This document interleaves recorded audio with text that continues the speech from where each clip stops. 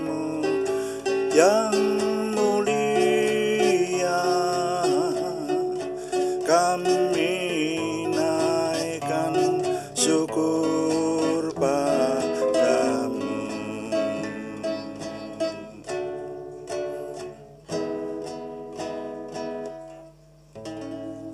Bapa, kami mengucap syukur malam hari ini Tuhan memberkati kami. Kami mempersembahkan doa malam kami, Tuhan yang berkenan terus memimpin, mengurapi, membawa kami untuk terus dapat memuliakan Tuhan dan kami diberkati. Dalam nama Tuhan Yesus Kristus kami berdoa. Amin. Selamat malam Bapak Ibu Saudara sekalian yang sudah bersama dengan kita di sini dalam doa malam hari ini. Doa malam melalui online ini diadakan secara iman Kristiani dengan dasar keyakinan kepada Tuhan Yesus Kristus, Yeshua HaMasyiah, Imam Besar Agung kami, Juru Selamat dunia. Firman Tuhan yang didokumentasikan dalam kitab suci Perjanjian Lama serta Perjanjian Baru menjadi pegangan kami, menjadi pegangan kita sekalian. Saudara sekalian, doa malam ditujukan untuk menjawab pertanyaan, karena itu kalau ada pertanyaan rohani dari saudara seiman yang ingin supaya kami menjawabnya, silahkan dikirimkan kepada kami, nanti akan coba kami jawab menjadi tema-tema dalam doa malam kita. Nah, juga doa malam seringkali ditujukan untuk mencermati hal-hal yang terjadi pada zaman kita hidup ini, sehingga kita tetap berada di jalur kebenaran Tuhan, hidup berkenan kepada Tuhan. Nah, sore hari ini kami masih ingin menekankan jawaban kami kepada pertanyaan Bapak Pringgo Sri Harjanto yang kemarin sudah kami jawab, tetapi saya merasa masih ada satu hal yang harus kami tekankan. Kemarin sudah dijawab, tapi belum ditekankan seperti itu. Nah, pertanyaan Pak Harjanto adalah mengenai Daniel pasal 4 ayat 1 sampai 37 sebetulnya kalau dibaca ayatnya semuanya. Itu perkataan Nebukadnezar atau sabda Tuhan. Nah, pertanyaan ini sudah terjawab. Itu adalah perkataan Nebukadnezar yang mengisahkan tentang dirinya yang berkaitan dengan Tuhan, ya, dengan Daniel dan juga dengan sebetulnya dengan Sadrah, Mesah dan Abednego juga. Tapi kemudian dia mengisahkan kisah hidupnya itu dan dituliskan dalam sebuah surat dikirimkan kepada para pejabat di lingkungan negaranya. Nah, lalu kemarin saya menyatakan bahwa sang raja itu pada akhirnya bertobat, saudara, ya. Jadi pada akhirnya menyembah Tuhan, ya, yaitu Tuhan yang disembah oleh Daniel. Jadi yang Tuhan adalah Elohim, Tuhan Bapa di surga yang kita kenal dalam nama Tuhan Yesus Kristus sekarang. Nah, Raja Nebukadnezar itu sebetulnya orang kafir, orang tidak bersunat, orang yang tidak kenal Tuhan, ya, untuk ukuran waktu itu, saudara, ya. Dan tapi pada akhirnya dengan mengalami berbagai hal ini, raja kemudian menyembah Tuhan. Nah, ini yang ingin kami tekankan kali ini, dan ini sebetulnya di kitab Daniel itu ada 3 bagian Alkitab yang menekankannya. Saya ingin membaca buat saudara-saudara sekalian, yaitu ketika sebuah pernyataan Alkitab ketika Daniel dapat mengartikan mimpi raja. Jadi raja bermimpi di Daniel pasal 2, yaitu ia sangat gelisah dengan mimpinya itu dan ingin supaya ada orang-orang cerdik pandai yang mengartikannya. Lalu dipanggilnya lah para cerdik pandai yang disebutkan para kasim, gitu ya, para orang-orang berilmu untuk mengartikan mimpinya itu, dan raja tidak mau menceritakan mimpinya itu. Maka kalau ada yang mencoba menyampaikan dan tidak benar, orang itu akan dihukum mati. Lalu para cerdik pandai mengatakan ya tidak mungkin ada orang yang bisa menceritakan mimpi yang tidak diceritakan, nah, gitu loh. Jadi yang diminta oleh raja itu mimpinya itu juga diterka, diceritakan oleh orang yang mengaku bisa mengartikan mimpinya itu, lalu mengartikannya. Jadi bukan hanya mengartikan tapi juga menerka mimpinya raja itu. Maka para cerdik pandai menyatakan mana ada orang yang bisa. Tapi ternyata Daniel bisa. Nah itu loh. Daniel menerka mimpinya raja itu persis. Daniel diberi hikmat oleh Tuhan, Tuhan yang kita kenal dalam nama Tuhan Yesus Kristus sekarang, ya, Elohim, Allahnya Abraham, Ishak dan Yakub, kalau di Perjanjian Lama disebut seperti itu Tuhan yang kita kenal sebagai Bapa Surgawi, yang kita kenal dalam nama Tuhan Yesus Kristus. Itu yang memberikan hikmat kepada Daniel sehingga Daniel bisa mengartikannya. Maka ketika Raja Nebukadnezar mengerti bahwa mimpinya bisa diterka, walaupun dia tidak cerita kepada Daniel, kepada siapapun, tapi Daniel bisa menyampaikan persis mimpi raja itu sekaligus dengan artinya. Nah, maka ini yang terjadi. Daniel pasal 2 ayat 46. Coba perhatikan, saya baca. Lalu sujudlah Raja Nebukadnezar serta menyembah Daniel. Bayangkan ini, Daniel itu orang buangan, saudara ya. Di lingkungan Raja Nebukadnezar ini orang tawanan sebetulnya. Ya, ini bangsa keturunan Yakub dari tanah perjanjian yang dikalahkan oleh Raja Nebukadnezar dan menjadi orang buangan. Tetapi karena mujizat yang diperbuat Daniel bisa mengartikan mimpi, maka sujudlah Raja Nebukadnezar serta menyembah Daniel, juga dititahkannya mempersembahkan korban dan bau-bauan kepadanya. Berkatalah raja kepada Daniel, sesungguhnya lah Allahmu itu Allah yang mengatasi segala Allah dan yang berkuasa atas segala raja dan yang menyingkapkan rahasia-rahasia, sebab engkau telah dapat menyingkapkan rahasia itu. Nah, perhatikan ini bagian pertama di mana dikisahkan Raja Nebukadnezar mengakui Tuhan itu adalah Tuhan yang Maha Kuasa. Nah, kemudian yang kedua adalah pada peristiwa Sadrah, Mesah, dan Abednego. Kita ingat di Daniel pasal 3, nanti saudara bisa membaca keseluruhan pasal 3 semuanya, yaitu bahwa raja memerintahkan, rupanya pada waktu itu raja belum menyembah Tuhan, masih memerintahkan menyembah patung. Siapapun yang tidak menyembah patung harus dimasukkan perapian yang menyala-nyala. Lalu ketika tanda diberi, semua orang menyembah patung, 3 orang yang tidak menyembah, yaitu Sadrah, Mesah, dan Abednego. Kita ingat cerita itu ya,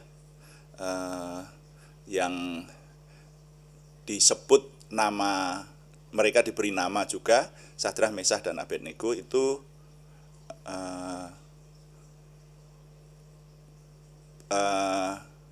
Misael dan Asaria dan Belsasar ya kalau tidak salah. Coba nanti saudara cek sendiri di sana. Ya, Sadrah, Mesah, dan Abednego, gampangannya seperti itu. Mereka dimasukkan ke dalam nyala api yang menyala-nyala, tapi tidak hangus dan tidak mati. Ya, karena ditolong oleh Tuhan. Nah, maka kemudian setelah mereka keluar dari api dan tetap hidup, maka Daniel pasal 3 ayat 28, nah ini bagian Alkitab yang kedua yang kita baca.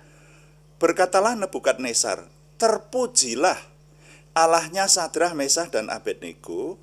Ia telah mengutus malaikatnya dan melepaskan hamba-hambanya yang telah menaruh percaya kepadanya dan melanggar titah raja, dan yang menyerahkan tubuh mereka karena mereka tidak mau memuja dan menyembah Allah manapun kecuali Allah mereka.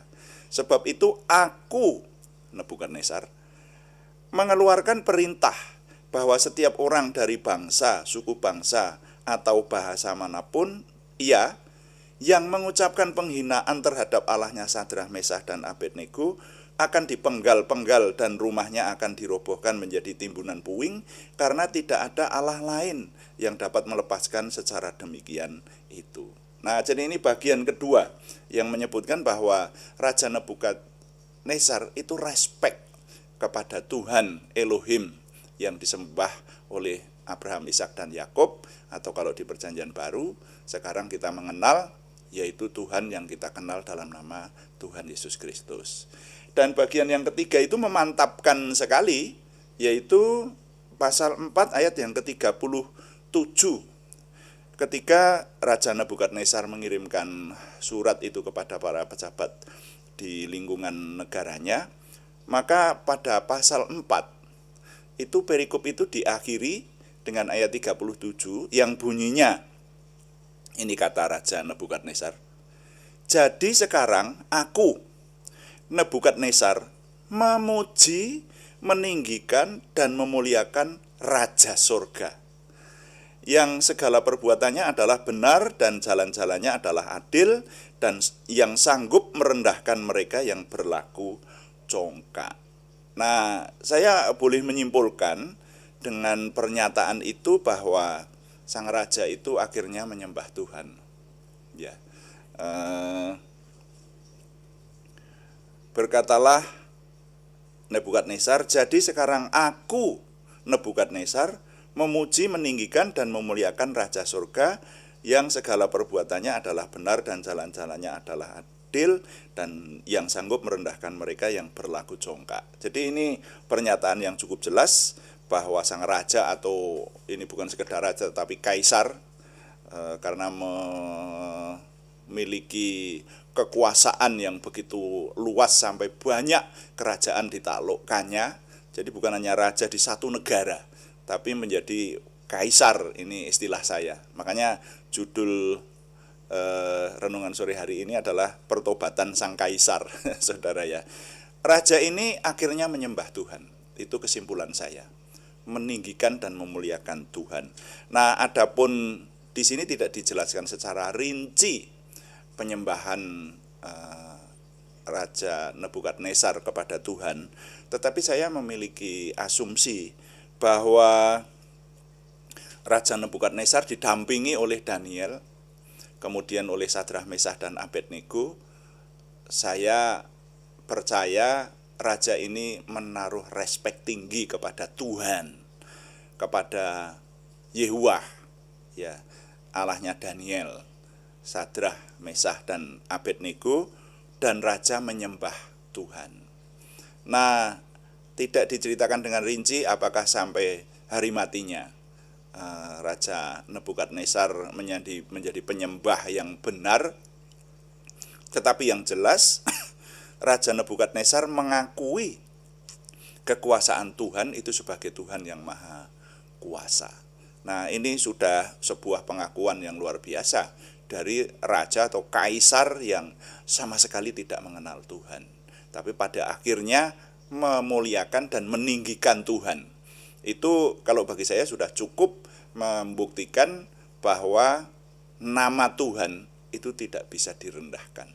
Nama Tuhan ditinggikan di seluruh negara, sebab ada ancamannya siapapun yang mencemoohkan Allahnya Daniel itu akan dihukum berat, seperti itu. Nah, jadi saudara, saya menyimpulkan bahwa Tuhan itu pada akhirnya dikenal sebagai Tuhan, dan orang pada akhirnya mengakui bahwa Tuhan itu maha kuasa ketika melihat kuasanya, keajaibannya terjadi. Dan itu di zaman kita hidup sekarang ini masih banyak terjadi, saudara-saudara sekalian. Ya, Tuhan mengizinkan kuasa Tuhan nampak kuasanya melalui nama Tuhan Yesus Kristus. Kalau di Perjanjian Baru, firman Tuhan mengarahkan seperti itu. Nama Tuhan Yesus Kristus itu punya kuasa untuk menampakkan kuasa Tuhan terjadi pada zaman kita. Ya, kalau kita tidak tahu, ya hanya kita saja yang tidak tahu. Tapi sekarang ini ada banyak buku kesaksian, ada banyak kesaksian-kesaksian yang bahkan didokumentasikan, dibuat video, kisah-kisahnya. Ada orang yang sakit disembuhkan, orang yang sakit yang tidak mungkin sembuh disembuhkan Tuhan, bahkan orang mati dihidupkan. Pada zaman kita, pada abad-abad sekarang ini, pada tahun-tahun terakhir ini, pada zaman masa kini, saya pakai istilah semacam itu, kuasa Tuhan masih bisa ditampakkan kepada kita manusia. Nah, oleh karena itu menjadi kerinduan kita murid Tuhan Yesus, orang-orang beriman yang percaya kepada Tuhan yang kita kenal dalam nama Tuhan Yesus Kristus, untuk meminta kepada Tuhan menampakkan kuasa-Nya. Kalau saya sangat mengharapkan, meminta kepada Tuhan dan memiliki iman untuk itu, dan sudah terbukti, saya sendiri sudah melihat hal-hal yang ajaib yang seharusnya tidak terjadi, tapi oleh nama Tuhan Yesus Kristus doa dikabulkan, mukjizat terjadi. Memang tidak selalu semuanya diatur oleh Tuhan. Ya, Tuhan memberikan kuasa-Nya melalui nama Tuhan Yesus Kristus itu tidak setiap waktu dan kepada setiap orang. Ya, tetapi dikatakan membuat mukjizat, penyembuhan itu adalah karunia rohani. Karunia roh yang dipakai oleh Tuhan untuk kemuliaan nama Tuhan. Seperti itu. Itu merupakan sebuah bukti. Walaupun tidak selalu, karena sekali lagi segala sesuatu yang terjadi di dunia ini diatur oleh Tuhan lah. Ya, Tuhan sebagai yang maha kuasa itu menampakkan kuasa-Nya, di mana kuasa-Nya itu memang Tuhan izinkan, Tuhan berikan untuk kemuliaan nama Tuhan. Seperti Tuhan Yesus berkata, ketika ada seorang buta itu, murid-muridnya bertanya, apakah orang buta itu ayahnya, orang tuanya yang berdosa atau dia sendiri yang berdosa? Tapi Tuhan menjawab, bukan, tetapi itu untuk menunjukkan bahwa Tuhan memiliki kuasa.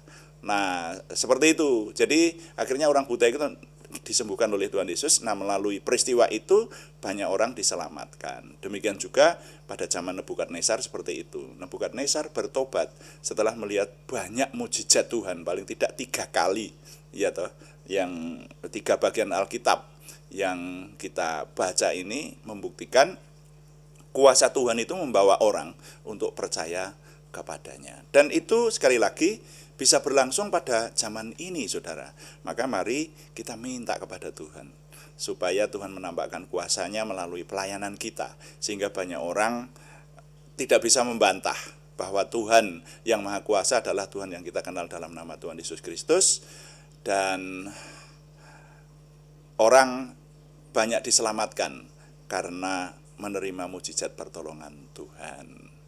Jadi nilai yang dapat saya ketengahkan kali ini bunyinya demikian, kuasa Tuhan menjadi bukti kebesarannya. Mari minta iman supaya Tuhan menampakkan kuasa-Nya pada masa kini juga. Ya, saya ulangi, kuasa Tuhan menjadi bukti kebesarannya. Mari minta iman supaya Tuhan menampakkan kuasa-Nya pada masa kini juga. Tuhan dipuji, amin. Mari kita mengakhiri dengan doa, kita melayani Tuhan dengan doa, dan berdoa sesuai dengan yang Tuhan firmankan. Kita berdoa. Tuhan, berkatilah kami dengan berlimpah-limpah, perbuatlah sesuatu yang besar dalam hidup kami, dan itu jelas berasal daripada-Mu. Tambahkanlah pengaruh dan kesempatan kami bagi-Mu, berikanlah kami suatu perasaan akan hadirat-Mu dan petunjuk-Mu senantiasa.